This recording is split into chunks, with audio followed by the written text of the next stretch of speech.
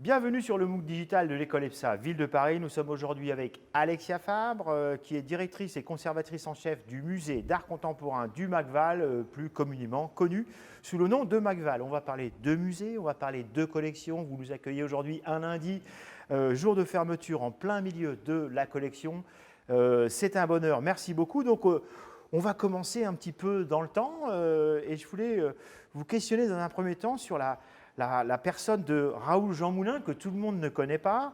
Et j'ai appris avec Wikipédia qu'en 1982, il a commencé la collection du Fonds départemental d'art contemporain, déjà du Val-de-Marne, avant de vous la confier en 1998. Alors, qui est un peu ce Raoul Jean Moulin? Alors, d'accord, donc Raoul était un critique d'art qui a eu une carrière très très singulière. C'est un homme qui venait d'un milieu assez modeste et qui s'est élevé grâce aux lettres françaises et à Aragon. Et voilà, c'est un homme qui a adopté une certaine ligne politique et qui est devenu critique et commissaire d'exposition. Par exemple, en 1972, il avait été le commissaire pour le pavillon français de la Biennale de Venise. Et à cette occasion, il avait d'ailleurs montré certains artistes, dont Christian Boltanski. Et puis, par une histoire de compagnon de route, d'amitié, et puis aussi pour sa reconnaissance, c'est à lui que le conseil départemental du Val-de-Marne a confié en 1982 la mise en œuvre d'un soutien aux artistes. En fait, tout ça, ça nous fait revenir à la décentralisation en 1982, quand les collectivités se sont vues confier des missions réglementaires. Et à ce moment-là, le département du Val-de-Marne s'est emparé de la compétence culturelle, ce qui n'était pas du tout obligatoire. C'était un réel choix politique, en partant de l'idée que les artistes sont nécessaires dans la société, qu'il faut les aider à vivre et qu'il faut faire rencontrer leur œuvre au public. Donc le Conseil général de l'époque a mis en œuvre une politique très soutenue à destination du cinéma, de la création cinématographique, chorégraphique, littéraire, pour les compagnies théâtrales. Et puis pour les artistes, ils ont donc demandé à Raoul de mettre en place un soutien aux artistes. Et ce soutien s'est traduit par une action très respectueuse et légitime des artistes. Ça a été l'acquisition d'œuvres d'art. Et c'est vrai qu'on ne peut pas imaginer de soutien plus respectueux du travail et d'une vie d'artiste que d'acheter leurs œuvres. Donc Raoul Jean Moulin a mis en œuvre ce soutien qui était modeste à l'origine et puis qui a grandi avec le temps. Ce soutien a pris le nom de Fonds départemental d'art contemporain et une collection est née. Alors c'était une collection de critiques, ça n'était pas encore une collection de musée, ça l'est devenu par la suite. Et c'est une collection qui, dès le départ, a ressemblé aussi au goût de ce critique, ses amitiés, ses engagements artistiques. Les œuvres étaient conservées à ce moment-là à Créteil, dans l'hôtel du département. Elles étaient montrées régulièrement à la préfecture, mais aussi, et ça c'est déjà très beau, elles ont été mises à disposition du public parce que dès les années 90, s'est mis en place toute une politique de diffusion de ce qui devenait une collection dans les comités d'entreprise, dans les locaux d'associations, dans les écoles, pour que ces œuvres nouvellement acquises rencontrent le public. Voilà, donc il y avait déjà cette idée de rencontre, même si ce n'était pas encore l'idée de musée. Voilà, donc Raoul a été vraiment le maître d'œuvre de ce premier état de la collection qui était réellement un soutien aux artistes. Alors, vous avez pris la suite dans le soutien aux artistes, notamment en 98, un petit peu en mode préconfiguration, c'est-à-dire que vous avez commencé à travailler pour le musée alors que finalement vous n'en connaissiez, j'imagine, en 98 que les plans, avant son ouverture en 2005, et vous avez commencé déjà sur le territoire avec une sorte de hors les murs, même quand il n'y avait pas de murs. Oui, l'idée c'est vraiment ça, c'était d'aller au-devant de la population, pour essayer de transformer les habitants en un futur public. Et donc ça a été la première réalité de la collection et même du musée, dans son ADN, donc le soutien aux artistes et aller à la rencontre de la population pour essayer de créer un mouvement vers eux, en espérant qu'il y aurait le mouvement inverse et qui reviendrait vers nous au moment de l'ouverture, et c'est en réalité ce qui s'est produit. Voilà, donc on a beaucoup travaillé un petit peu comme des coucous, un peu comme les fracs aujourd'hui, en amenant les œuvres là où elles vont moins de façon traditionnelle. Et c'est un mouvement qui a été très, très bien perçu par la population parce que les gens se sont ainsi destinés, se sont envisagés. Et puis, il y a eu le très beau temps du chantier aussi, si vous voulez bien qu'on en parle, parce que le musée a été mis sur les rails dès 1999-2000, cofinancé par l'État et la région, et le département bien sûr. Donc ça a été un projet très partagé par les collectivités du territoire. Ça a été un des derniers projets aussi portés par l'État de façon si importante. Et à partir de ce moment-là, une fois que le musée a été assuré d'exister, on s'est installé sur notre territoire, c'est-à-dire ici. Et c'est un très beau territoire parce que c'est une ancienne pépinière, c'est un terrain très fertile, ça ne se voyait pas à ce moment-là. On est sur une ancienne pépinière et on a pu installer l'équipe et une sorte de préfiguration du musée dès 2001-2002, avant même que les travaux commencent. Ils ont commencé en 2003. Et pendant plusieurs années, pendant que le musée poussait autour de nous, que les murs montaient, et comme ce sont des murs en béton, ça pousse très très vite.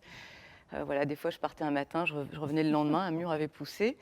Mais on a pu installer vraiment la destination du musée, faire beaucoup visiter le chantier à la population, même au-delà parfois peut-être de certaines réglementations, pour que les gens se sentent aussi réellement destinés, qu'ils comprennent que ce musée était fait pour eux. Et donc, dès 2001, on a monté des projets d'exposition sur le chantier, dans un petit Algeco, pour que les gens comprennent que vraiment ce musée était fait pour eux. On a invité plusieurs artistes, dont Alain Bublex et Valérie Jouve, qui tous les deux ont cette grande qualité de s'intéresser au territoire et aux gens. Alain Bublex a travaillé sur le territoire proche et il a fait d'un bâtiment qui s'érige à grande proximité du musée, un bâtiment qui s'appelle la Dalle Robespierre, dit la Petite Faucille, une sorte de monument puisque c'est un bâtiment un peu ingrat mais que l'on voit de partout. Et il l'a pris comme motif de son travail, il l'a photographié de toutes parts et voilà, il a donné une sorte de reconnaissance et de lettre de noblesse. J'aime pas beaucoup cette formulation, mais voilà, il a rendu ce paysage très beau en l'intégrant au projet d'archigramme sur lequel il était en train de travailler, ces architectures qui sont des architectures en devenir au fil des usages.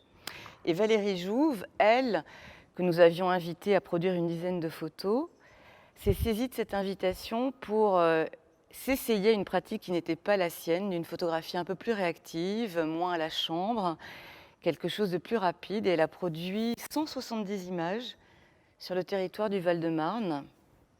C'est intéressant à l'architecture, parce qu'il y a eu beaucoup d'expériences architecturales dans le Val-de-Marne, à Vitry, à Créteil et dans d'autres endroits. Et puis surtout, elle s'est intéressée aux gens aussi. Et aux voies de communication qu'elle a révélées comme autant de voies de séparation aussi. Les fleuves, les autoroutes, la 86, les avenues. Et moi, j'ai un très beau souvenir de ce projet parce qu'on a montré ce qui s'est intitulé « Synopsis d'un territoire » dans l'Algeco. Et j'ai un beau souvenir qui est celui de la nounou de mes enfants qui est issue du territoire. Et quand elle a vu l'exposition, m'a dit « Elle parle de nous ». Eh bien oui, c'était une exposition qui parlait du Val-de-Marne et de ses habitants. Et donc ce moment du chantier, ça a été aussi le moment de créer les premières relations avec la population, parce que, bon, il faut bien reconnaître quelque chose, quand on demandait aux Vitriots ou Val-de-Marnais quelles étaient leurs grandes urgences, ce n'était pas toujours l'idée d'un musée qui était exprimée en priorité. C'était souvent des questions de travail, d'accompagnement, de transport. Et voilà, il nous semblait très important de travailler ces relations avec la population, de leur faire savoir que ce projet leur était destiné dès l'émergence, dès les travaux, pour que ce chantier ne soit surtout pas un chantier interdit au public. Que ce soit un chantier justement pour le public. Et c'est ce qu'on aimerait rester, un musée en chantier pour le public. Et d'ailleurs, c'est intéressant parce que ça préfigure, ça annonce presque les autres chantiers qui sont ceux du Grand Paris, qui sont visités par le grand public, Tout à fait. avec notamment José Manuel Gonçalves qui travaille activement à y inviter des artistes.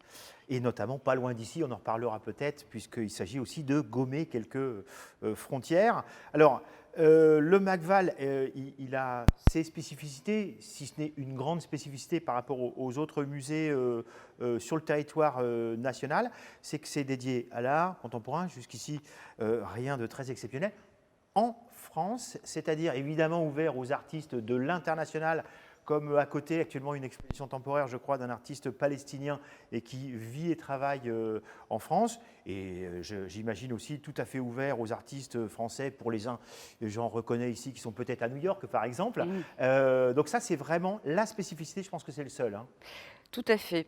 Quand le musée a été décidé, il s'est agi pour nous, tout en collant à ce qu'il y avait déjà dans la collection, mais de trouver, de dessiner une spécificité pour ce musée que, dans le fond, il faut bien le reconnaître, personne n'attendait. Là où il devait être situé, à côté des grands musées nationaux de la ville de Paris, très proche de Paris, même si techniquement ça n'était pas tout à fait le cas à l'époque.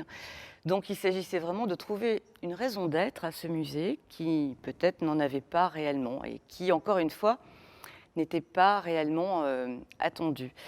Et donc, voilà, moi j'ai écrit ce qu'on a intitulé le premier projet scientifique et culturel d'un musée. C'est un peu technique, mais c'est un acte contractuel et fondateur qui explique pourquoi, pour qui et comment un musée. Et j'ai voulu repartir de ce qu'il y avait déjà dans la collection et aussi la spécificité de ce territoire du Val-de-Marne qui, de très longue date, a accueilli des artistes étrangers réfugiés depuis Julio González et la guerre d'Espagne, Hans Hartung qui a fui l'Allemagne pour s'engager dans la Légion étrangère et auprès de l'Espagne aussi. Bon, bref, il y a toute une tradition d'accueil des artistes réfugiés dans le Val-de-Marne. Et en partant de là, on a voulu raisonner avec aussi la réalité de ce territoire qui, comme beaucoup de territoires de la périphérie parisienne ou des périphéries en général, est un territoire extrêmement mélangé, cosmopolite, riche d'une population venue de pays très très différents. Et voilà, on voulait aussi montrer à cette population qu'un territoire artistique se dessine aussi dans cette diversité.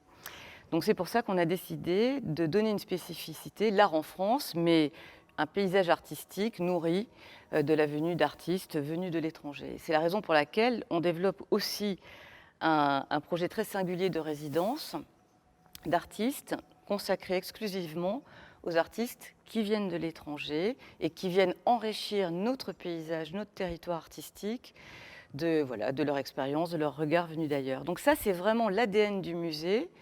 Et il n'y a pas d'autre musée en France qui traite de ce sujet de l'art en France, mais dans une dimension extrêmement ouverte, d'accueil, d'hospitalité, mais d'une France terre d'accueil des artistes venus d'ailleurs et de cette scène artistique très riche et très, très singulière qui vient résonner aussi avec la vie de la population, avec les origines des gens.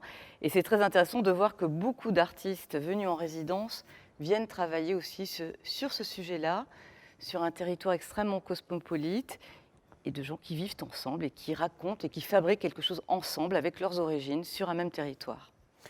Et puis on peut imaginer votre travail, vous l'évoquez déjà en parlant de la proximité des musées parisiens où un jour, Vitry, on peut trouver ça un peu éloigné et on se rend compte que finalement c'est à côté et que votre travail, vous l'évoquiez aussi tout à l'heure avec Valérie Jouve et son travail autour des fleuves et des séparations finalement, votre travail j'imagine c'est aussi de gommer les frontières et c'est très tendance aujourd'hui j'ai envie de dire grâce au Grand Paris qu'on est en train de construire.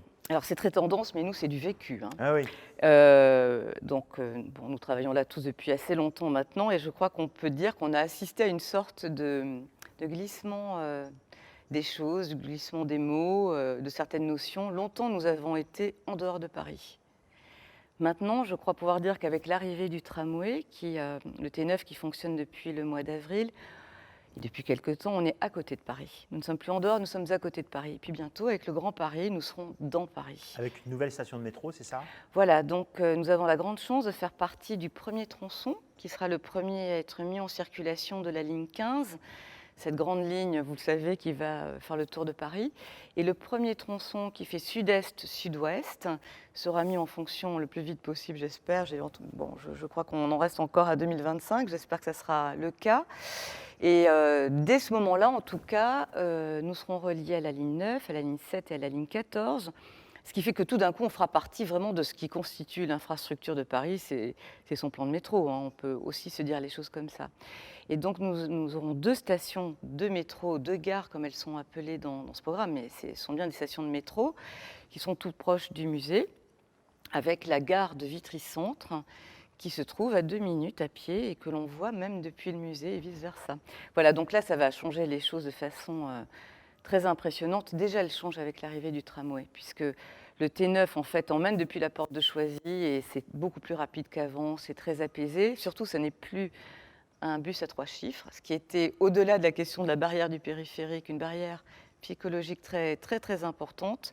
Voilà, donc les choses s'apaisent. C'est important aussi pour la population, hein, parce qu'elle se trouve intégrée à un territoire plus large. Les gens se sentiront moins enclavés. Ça pose aussi beaucoup de questions sur la transformation du territoire, sur les aménagements en cours, sur tous les projets que l'on voit immobiliers qui se construisent à une vitesse assez violente quand même. On peut aussi se demander ce que les gens qui habitaient là deviennent. Si on rentre dans une phase de gentrification ou tout au moins de requalification, on peut se poser la question de là où sont repoussés les gens qui étaient là auparavant. Nous, ça nous pose beaucoup de questions aussi pour un service public de la culture et pour ceux pour lesquels nous travaillons. Voilà, je n'ai pas encore réponse à tout. On voit les choses pousser autour de nous, on va y participer. Il y aura des choses forcément qui seront très, très positives pour nous et ça c'est vraiment ce que j'aime à croire.